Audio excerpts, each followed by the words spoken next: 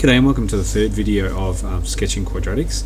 You need to watch probably the first two before you move on to this one. This one I'm going to show you actually can't, to get the x-intercepts, it's not as straightforward. You actually need to use the quadratic formula or completing the square. It's not as simple as some of the other ones that we've looked at. So x squared plus 5x minus 3 is my graph. To get the y-intercept, it's fairly straightforward. It's just that -3 on the end there, so it becomes 0, -3, and I pop that in. To get the y-intercept, I make x equals 0. I get x squared plus 5x minus 3. At this point, I try doing the cross method. I try doing the splitting the middle term. Both of those don't work. So at this point, you can complete the square if you want to do that. There's nothing wrong with that.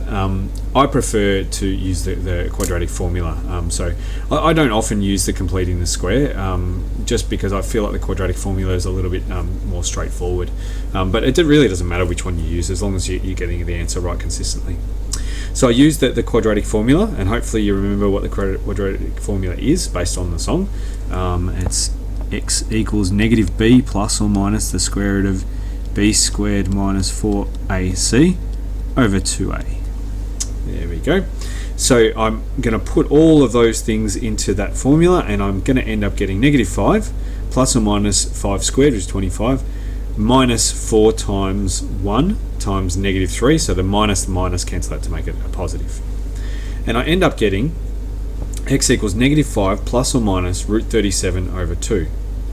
Now remember, I've said in class many times that when you've got a plus minus, it means that you actually have both answers.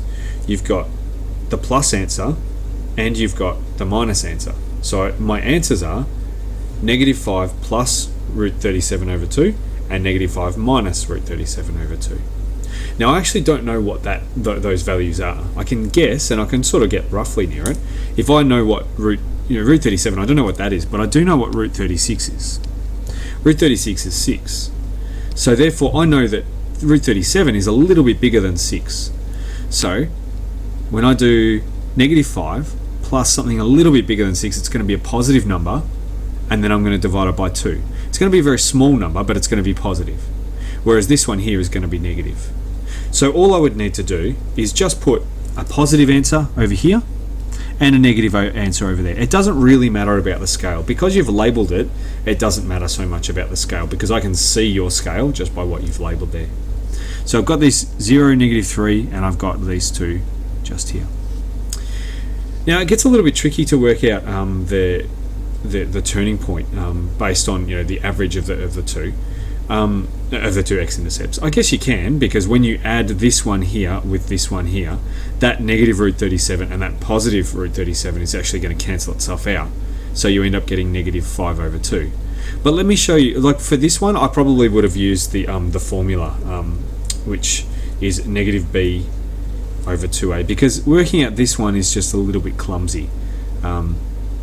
Working out just adding them together, you can do it, there's nothing wrong with that, but I just find it's a little bit convoluted. So I'm going to use this one over here.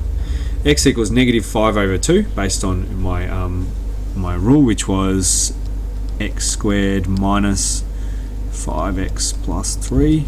I have no idea. Let's have a look. 5 plus 5x minus 3. Pretty close, but not close enough. Okay. So -5 over 2, I got that, and then I'm going to use this formula, or I can sub it back in, or I can use this formula to work out the other one. It doesn't really matter. I end up getting -9 1/4. Don't know what that is just there. So I get -5 over 2 and -9 1/4. You can find that out yourself, but otherwise you can just trust me that that's the right answer. So I put that point down there as well, and I now just simply connect all the dots.